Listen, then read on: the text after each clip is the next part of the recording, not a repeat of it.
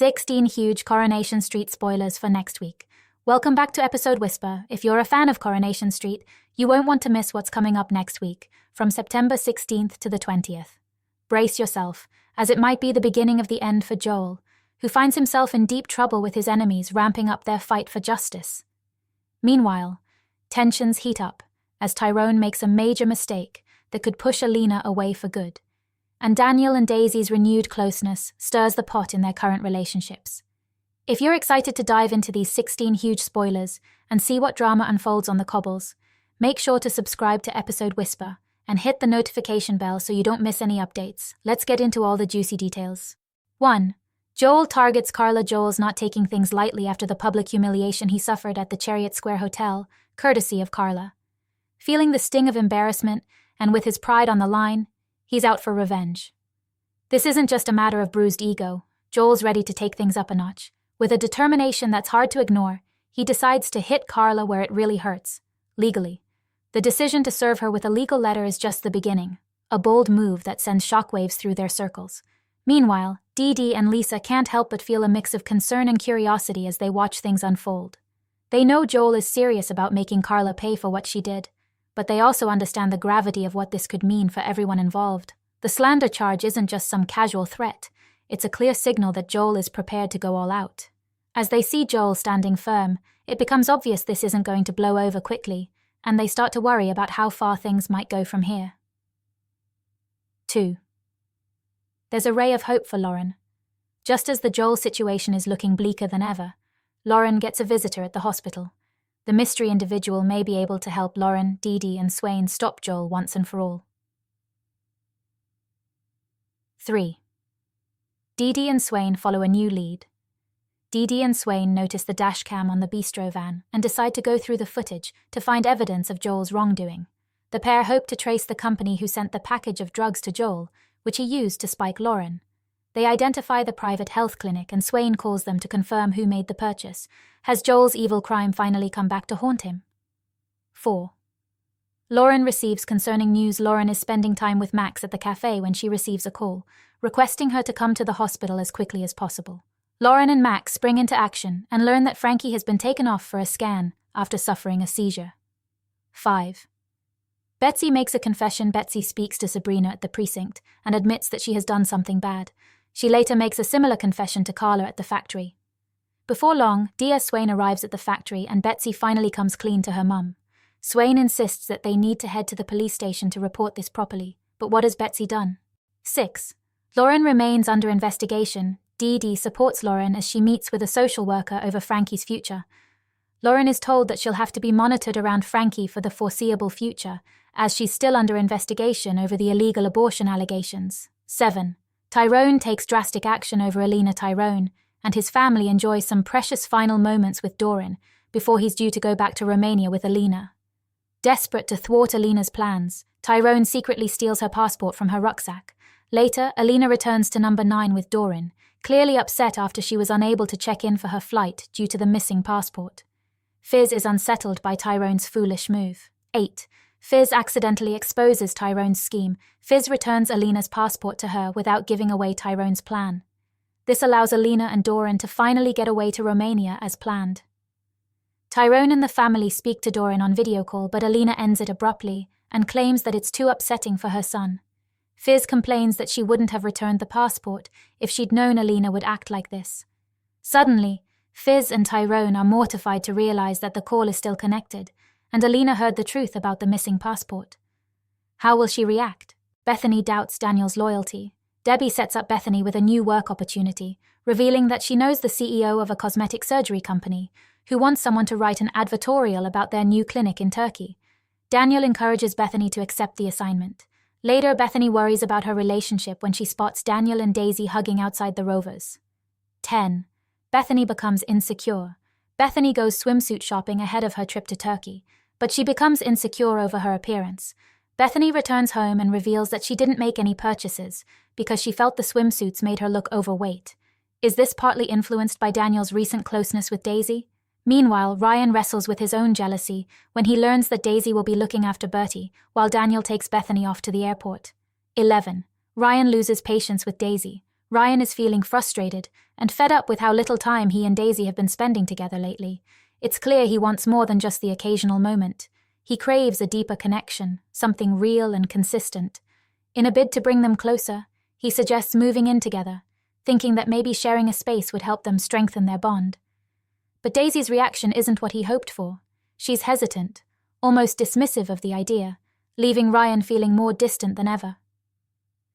That hesitation feels like a slap in the face to Ryan, who's starting to wonder if he's just wasting his time. He can't shake the feeling that there's something, or rather, someone, else on her mind.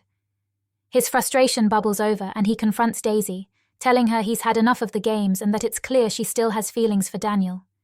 It's a bold statement, one that's been hanging in the air for a while. But Ryan finally says it out loud, pushing Daisy to face the truth. Now, with emotions running high and the tension thick, Ryan's ultimatum leaves a massive question mark hanging over their relationship. Is this the breaking point where they both decide to go their separate ways? Or will Daisy finally come clean about what she really feels? The ball is in Daisy's court, but the damage might already be done. This could be the end of the line for them, or maybe the start of something completely unexpected. 12. Todd supports Billy's finding it tough to cope with everything right now, especially when it comes to Paul's wheelchair and synthesizer. The thought of having to pick up Paul's things is weighing heavily on him, and it doesn't help that he hasn't even had the chance to download all of Paul's voice messages yet. Every message holds a piece of Paul, a memory he's not ready to lose. He's torn between wanting to hold on to every little bit of Paul he can and the reality that he has to face, that Paul is gone, and all these things are now just reminders of what he's lost. Just when Billy thinks he's holding it together, Todd shows up. Todd's presence brings an unexpected mix of emotions. He's there with news that hits Billy hard. Paul's body has arrived at the undertaker's, and Todd gently suggests that Billy might want to spend some time with him. It's a somber reality check, a reminder that there are still things to face, still moments to say goodbye. Todd's words are kind, but they cut deep, and Billy feels the weight of grief all over again. In that moment, Billy is caught between the past and the present. There's so much he still wants to say to Paul, so many things left unsaid. He's standing there, trying to figure out what to do next, feeling the pressure of having to make decisions he never wanted to make. It's a raw and painful reality for Billy, trying to navigate his way through a world that feels so empty without Paul, and he's not sure how he's going to find his way forward from here. 13. Bernie puts her foot down over the funeral. Summer steps in, sensing the growing tension between Billy and Bernie as they clash over how to handle Paul's funeral. She gently points out that they need to find some common ground and start making compromises if they want to do right by Paul. It's clear she's trying to bring some peace to the situation, knowing how much this means to both of them. Billy, rooted in his faith, wants a service that reflects his beliefs and honors Paul's memory in a way he finds meaningful. Meanwhile, Bernie isn't backing down either. She's fiercely protective of Paul's wishes, insisting that a religious ceremony wouldn't be what Paul wanted.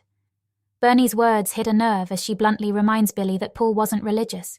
She's not trying to be harsh, but she's determined to make sure Paul's funeral is true to who he was.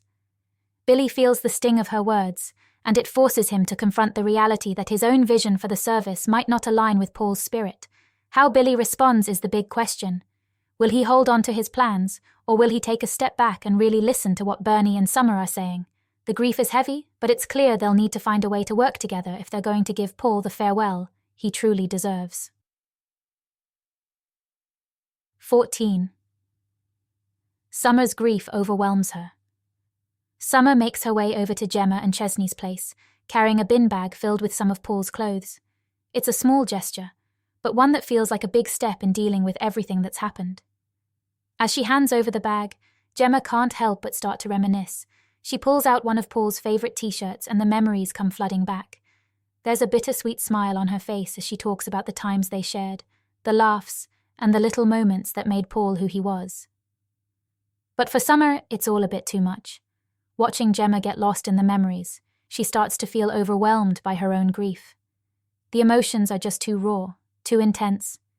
She tries to hold it together, but the weight of it all gets the better of her, and before she knows it, she's making a hasty exit, needing to escape before the tears start to flow. It's a tough moment for both of them, caught between holding on to the past and finding a way to move forward. 15. Tracy plays matchmaker as she leaves. Tracy heads back to Spain to give her relationship with Tommy another try. After saying goodbyes to her family, Tracy gives Steve some advice by claiming that Cassie obviously fancies him and he should go for it. 16. Cassie makes a concerning discovery over Hope. Hope uses her vape at school and refuses to listen to Jack and Sam, who both try to warn her about the dangers. Later at home, Cassie finds a vape pen in Hope's bag. Hope begs her grandmother not to tell Fizz and Tyrone, but will Cassie listen? And that's all the drama you can expect on Coronation Street next week. From surprising confessions and intense confrontations to unexpected twists that could change everything, it's clear that the Cobbles are about to get even more chaotic. With so many characters facing tough choices and emotional crossroads, there's no telling where these storylines will lead. If you enjoyed these spoilers and want to stay updated on all the latest happenings in Weatherfield, make sure to hit that subscribe button and ring the bell for notifications. Your support helps us bring you more inside scoops, so don't miss out on any of the action. Thanks for tuning into episode Whisper, and we'll see you next time.